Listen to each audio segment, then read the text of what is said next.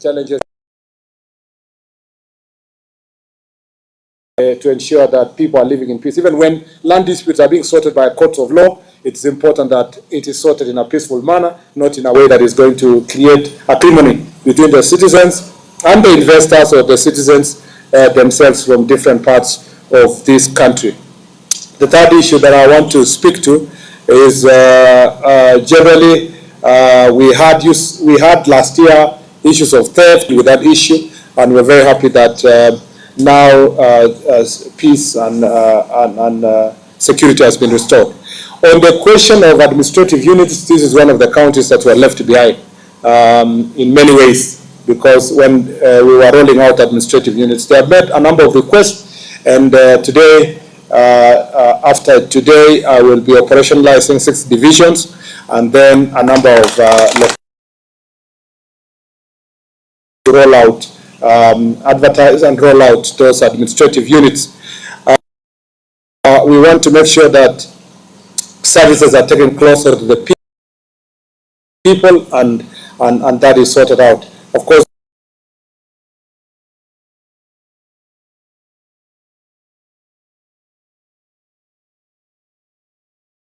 where we are going to work together with our elected leaders in here. When I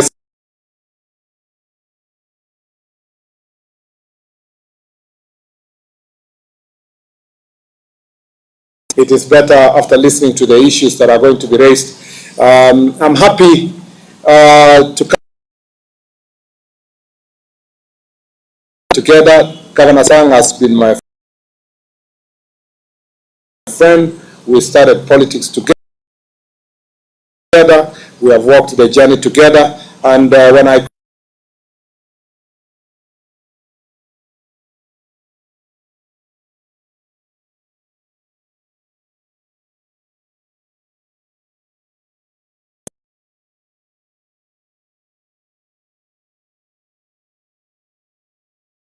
all the way, that goes all the way to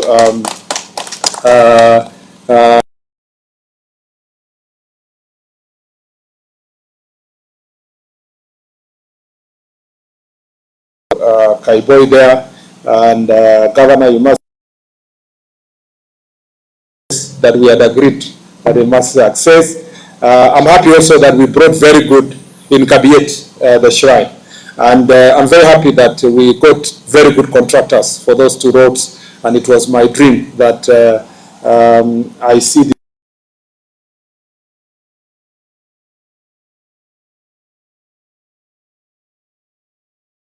projects. And I'm happy also what has happened in Mosoriot, and soon the designs we planned for Kapsabet town. His Excellency the President will come here to launch all those.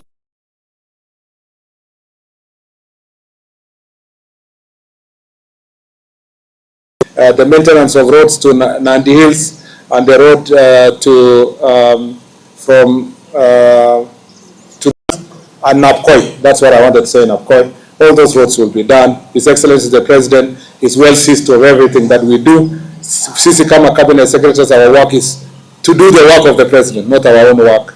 And therefore, when we are moved to any ministry, it's our responsibility to make sure that success is achieved everywhere we go. I'm very, very proud of the work we did to bring the stadium here with the former PS too, and I'm happy to hear that the contractor is on site. Today I spoke to also the contractor in Kamarini is on site, the one in Eldoret is on site, and the one in Kericho is also on site. These are things, when we look back, we're very proud. And so the people who say the President is not working, I don't know where they live in. And I don't know where they thought he's just, if he's building all those stadia. You see the stadium we're building in Gitui, so the one in Talanta, so the one in Homa Bay, so the one in Kwale. You see these ones in Nandi, the one in Eldoret, the one in Kamarini in Iten, the one in Kericho.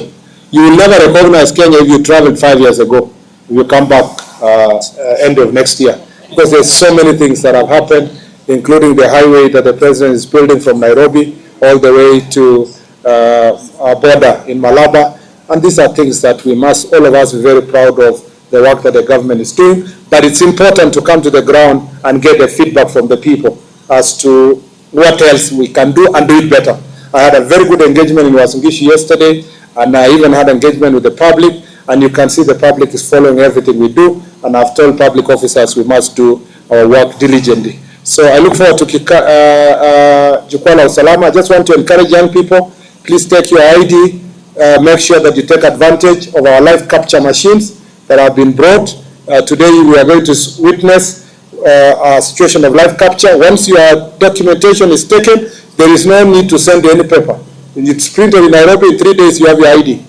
And the president removed the fees, you know, that were required for application of ID. So it's free. For every first time applicant of ID, it's free.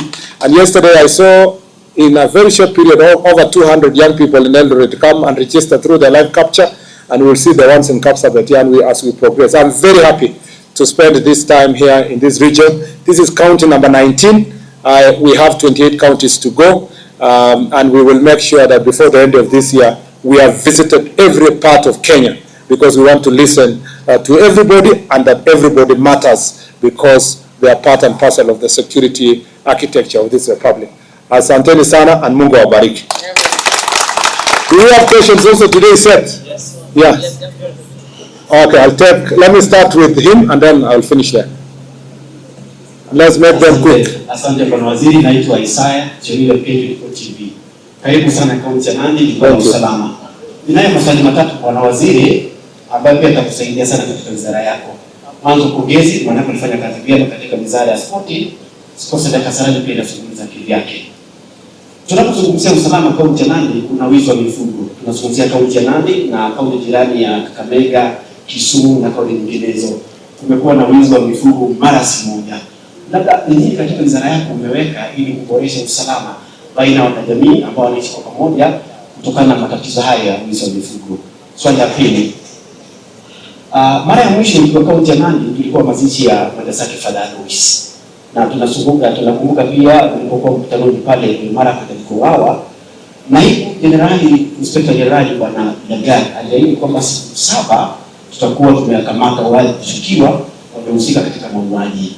Lakini tunazungumzia miezi 3 kwa sasa, bado kuna jibu kwa familia. Wewe kama waziri unaposimama kaunti ya Nandi ziko Bwana Alois, eneo bunge la kweli kilikuwa ni pale. Unaambia nini maafisa ama wenyeji kaunti ya Nandi, waandishi wa habari kusema swala hilo la kuuawa kwa Father Alois na haki imefikia wapi? Asante sana. Tuulize moja ndio tu. Alafu nipatie mwanangu. Kuna mageuzi ambayo yaliongozwa na Justice Maraga katika sekta ya polisi kama sekta ya usalama. Tumeangalia kidogo, hata alikuwa waziri mwenzako mtangulizi Bwana Matiang'i amesema anapata briefs kama wapinzani kutoka kwamba baadhi ya maafisa wa usalama wako. Naona kwamba hilo ni tatizo sana. Ile Maraga task force report imefika wapi?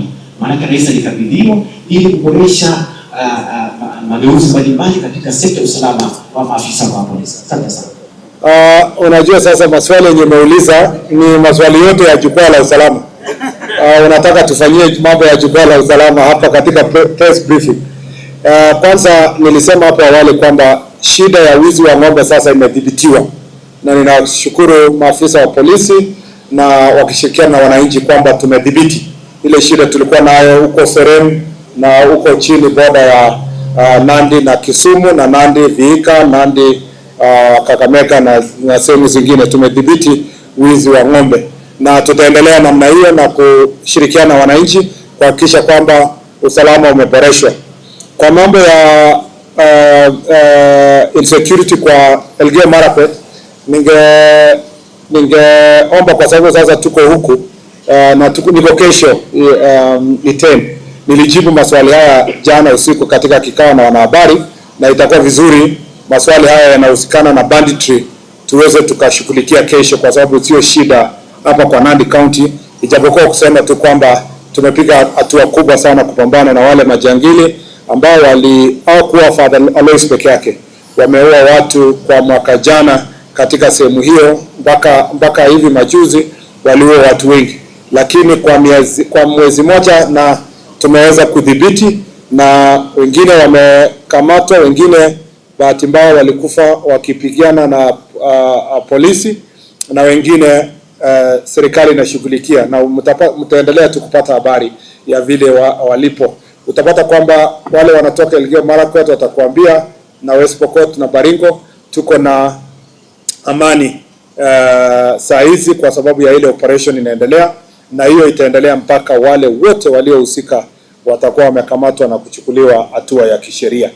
Kwa mambo ya reforms, task force report ya police reforms, mambo mengi yanaendelea. Salaries ya polisi iliongezwa. Mambo mengi tutashughulikia leo, mambo ya teknolojia, mambo yenye yanahusikana na working conditions, kujenga police stations, kuimprove mambo ya transportation na mambo mengine mengi, including modernizations ya police service. Hiyo ndio kiini haswa ya kuwa na jukwaa la usalama. Yes sir. Yes, you just mentioned salary increment. There's a statement that has been made by members in uniform, servicemen and women, showing disappointment over the failure of the implementation of the phase 2, talking about the National Police Service members. And they say that the directive you gave on June 7 regarding the implementation has not come to pass, and so they have been modernized and they are disappointed. That is absolutely not true. There is no statement that can be made by men in uniform except that which comes from the Inspector General of Police. The first last year, 10% increment was done on the police officers that are in the lower cadre. This year, another 10% will be done. We've just crossed the new financial year, and the exchequer releases are going on, so I don't think there is an issue. It will be implemented, and the entire promise that was made to our police officers will be implemented. And should there be an issue that requires the numbers to be shared and so forth, the National Police Service Commission can do so, or the Inspector General Police can do so. We are ready to make sure that we remember that the implementation was staggered. It was not one-off. It was one-off, we would have finished like 2 years ago. So this financial year, the promised 10% increase will be done, and then until the ultimate promise that was made in the task force report will be implemented. So there should be no, if that was an issue set, we have been with you in many of the fora, it would have been raised by the OCSs in the meetings, because they understand the progress that we are making. And you know that Jukwaa la Usalama is a very open forum, that it has given the officers at the lower cadre to ask any question, and we've been able to answer any question. So the stakeholders understand where we are going. Thank you very much. Is there another question? Yes, yes. Oh yeah, sorry. There was. I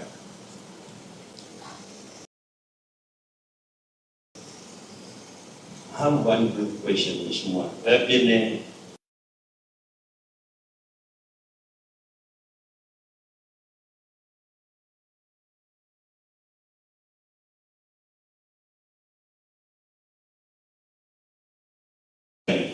for a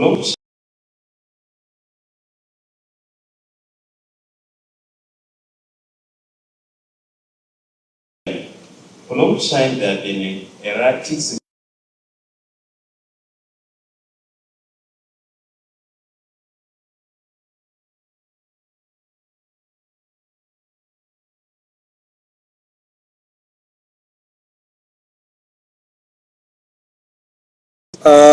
let me say that security, vigilance on security issues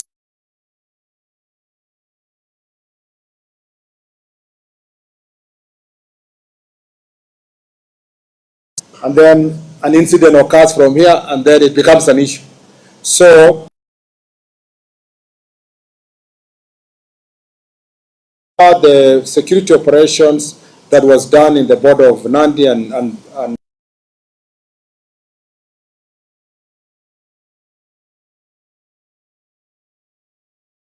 inciting must be arrested. Those who are the thieves, also those who are arrested and charged, they do not. We must make sure that they don't escape from custody. Escape from custody is a very serious issue that bothers National Police Service, and what has been done is to continue investigating the officers involved to see if there was collusion or it was a honesty.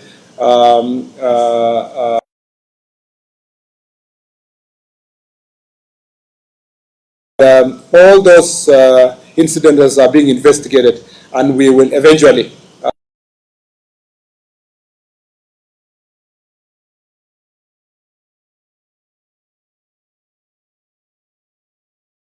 investigations and to see whether the police officer was, or there was a slip somewhere, maybe there was a structural problem with the buildings, or sometimes police officers are overpowered, especially in banditry areas. They are ambushed, like the case that happened in Baragoy, in the road between Maralan and Baragoy. Officers sometimes get ambushed, and then it ends up leading to escape of officers. Last question. Waziri, this perhaps a question we have asked yesterday, but still makes sense because the incident has also happened here in Nandi.